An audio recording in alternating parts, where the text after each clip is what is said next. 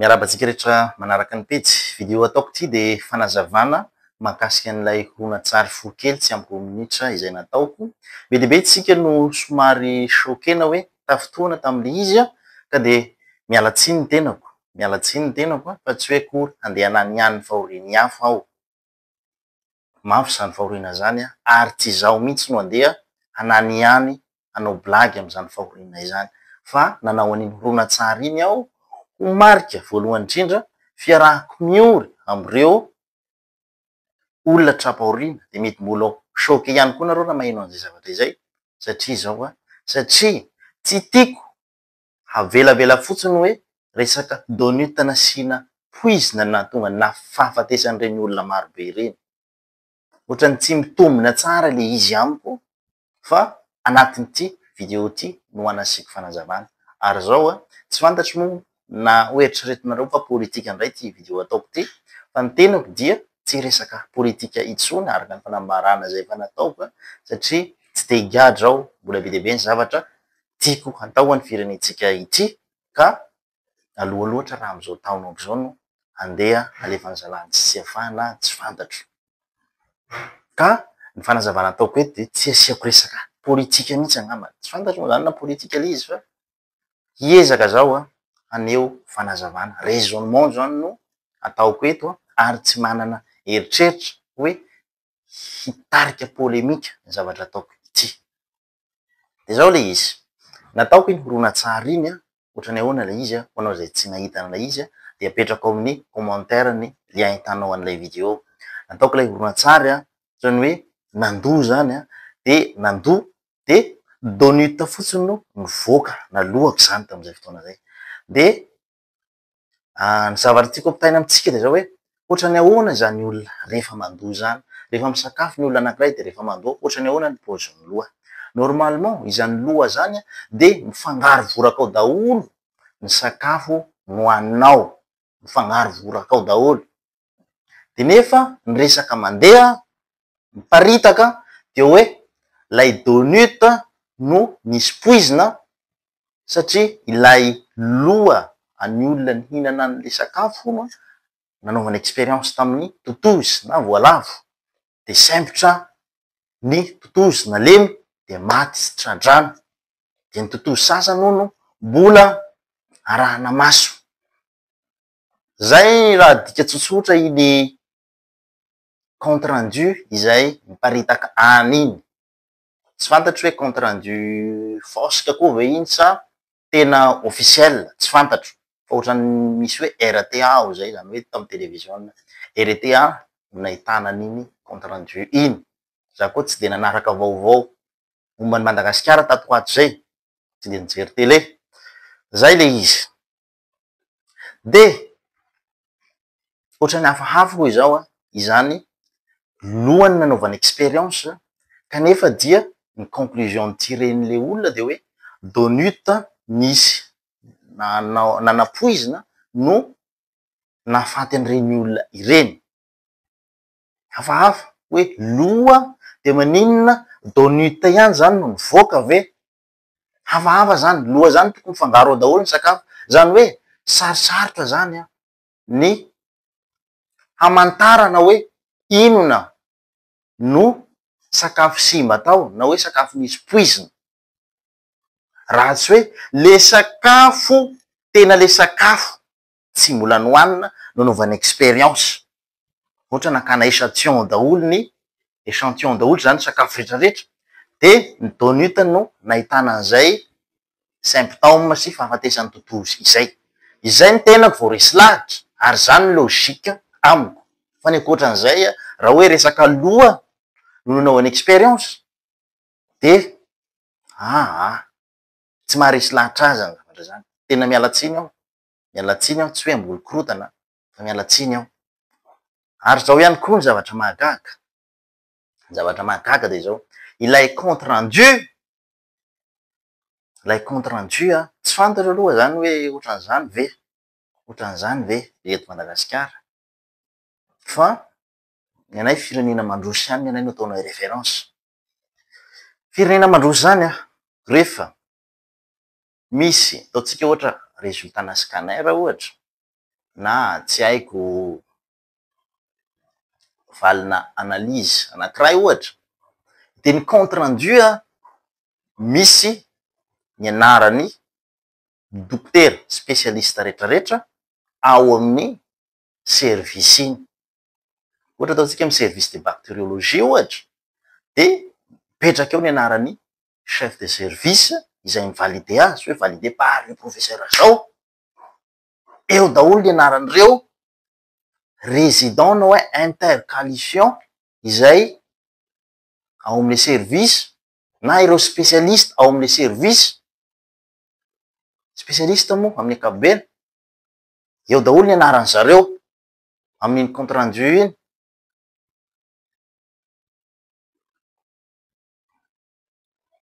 Tsy fantatro moa zany fa ny antsika zany tonga de taratasy tsotra fotsiny de tsy fantatro hoe iza nanao sonian'iny zavatra iny de le cachet koa tsy fantatro hoe cachet aninona le cachet satria flouté aloha, flouté tsy fantatra le izy. Zay anankiray zay. De zao ihany koa nisy ordonnance mifoita tandroany publien'olona satria mitady fanafody na i olona ny tadiavina dia antitoxine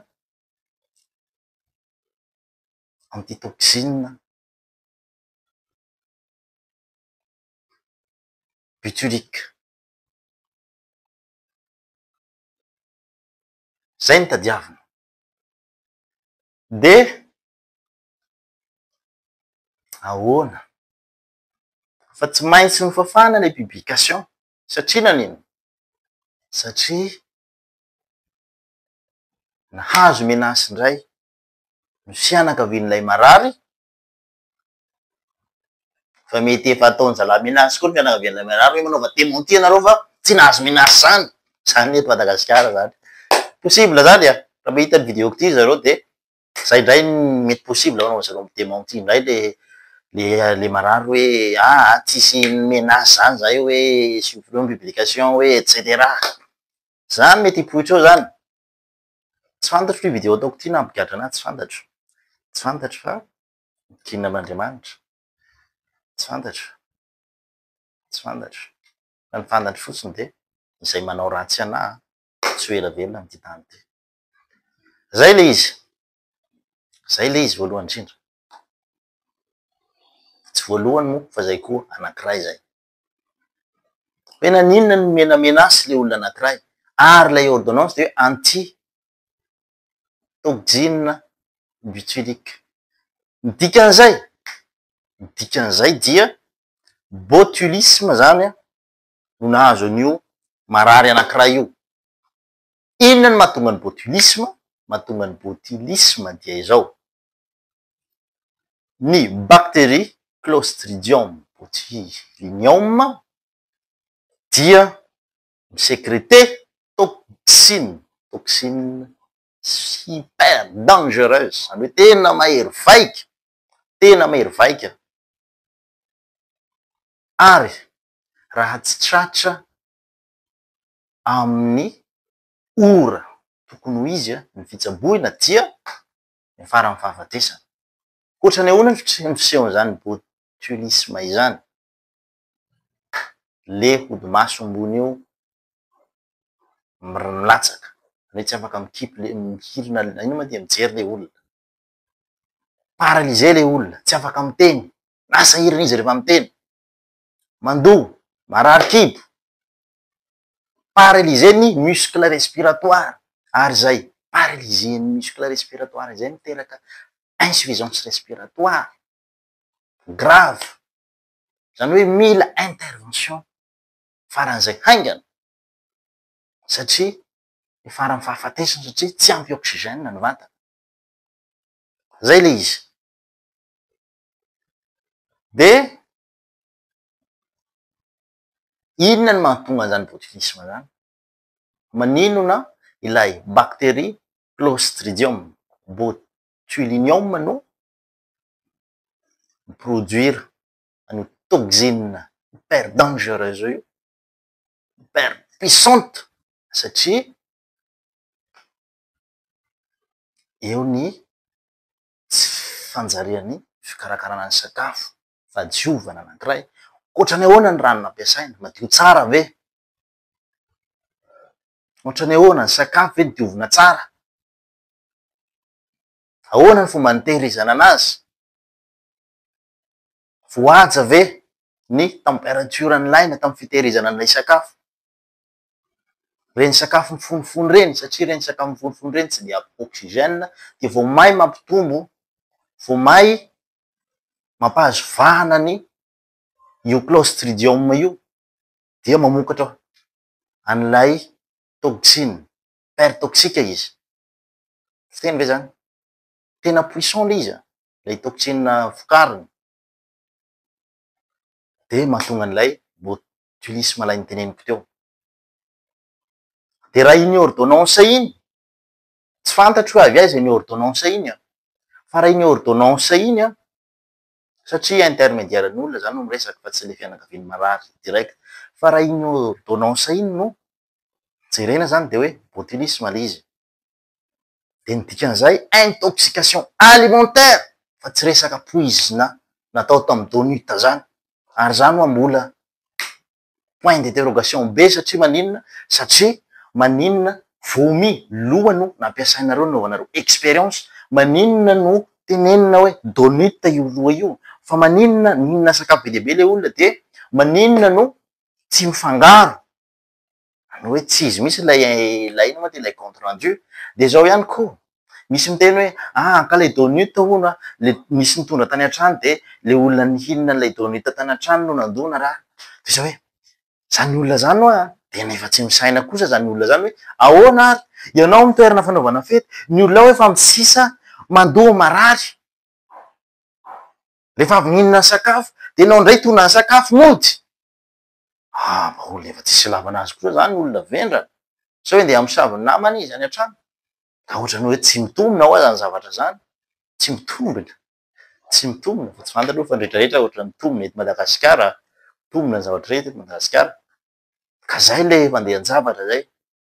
De tsy fantatsika moa ahoana indray ny kabarin'ny Flora Joel io, fa miala tsiny zao tsy fantatro na politika ty zavatra ty, fa ny zavatra resahako ty zany tsy fantatro na politika.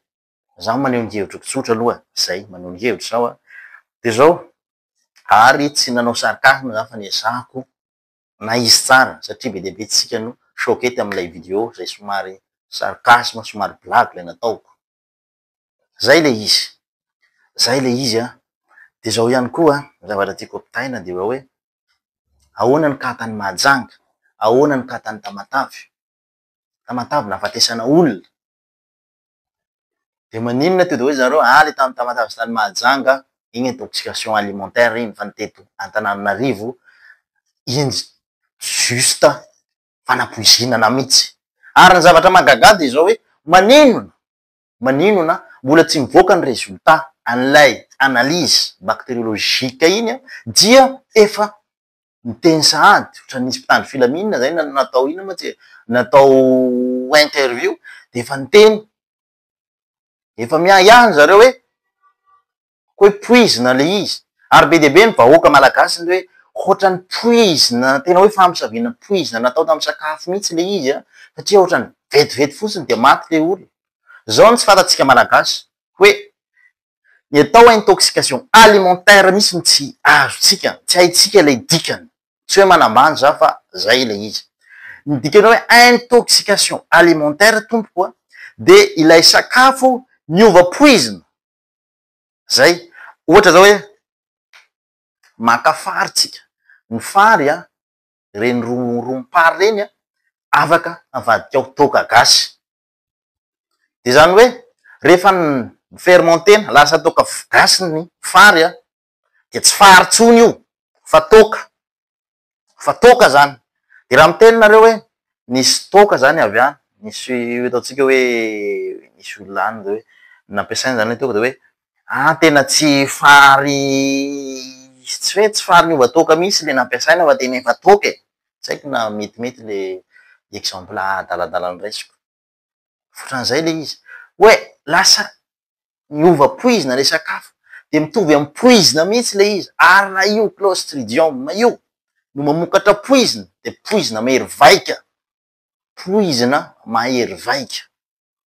Ka normal raha tonga de mifaty mitsisa lay olona raha tsy mahazo fitsaboana faran'izay haingana. Zay le izy.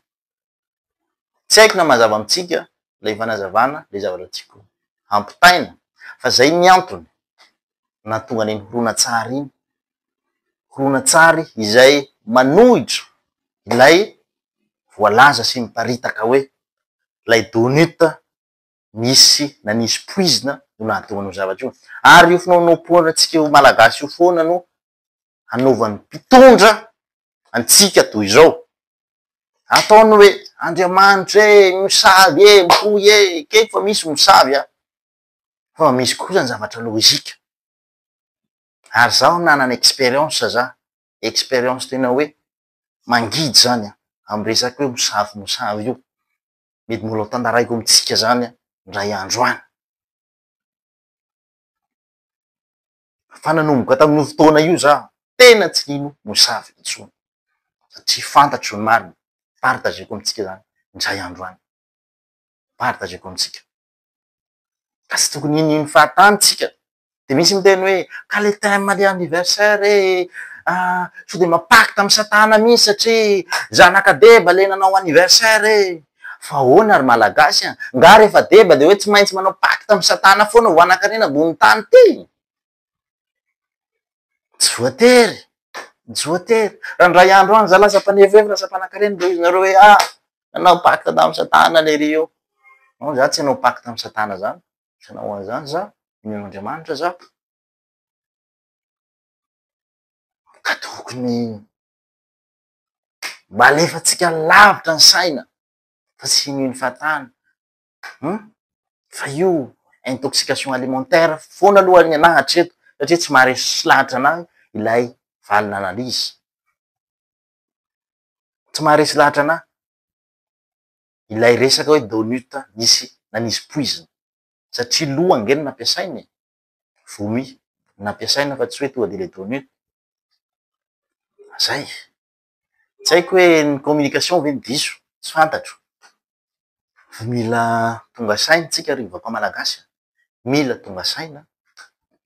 Mila tonga saina satria raha ataotsika hoe intoxication alimentaire io zavatra io de zao na ilay traiteur no arovana no le service na ny JIRAMA no arovana no le service. Zay ray am'zay zavatra zay. Zay ray am'zay zavatra zay. Fa tsisy ankoatran'izay. Ary ny intoxication alimentaire zany de zavatra matetika miseho ka mila mitandrina. Ny Florajoel igny exemple vivant izy ny fomba fitenena. Niaina an'izany intoxication alimentaire zany. Nangeringery hoy izy ny avy any Fianarantsoa. Zay le izy fa lava loatra le video za koa mitoratsembo koa satria sady matahotra ihany hoe ahoana ny mety fiatraikan'ity video ty. So de ampisamborony zalahy ampamoahy zalahy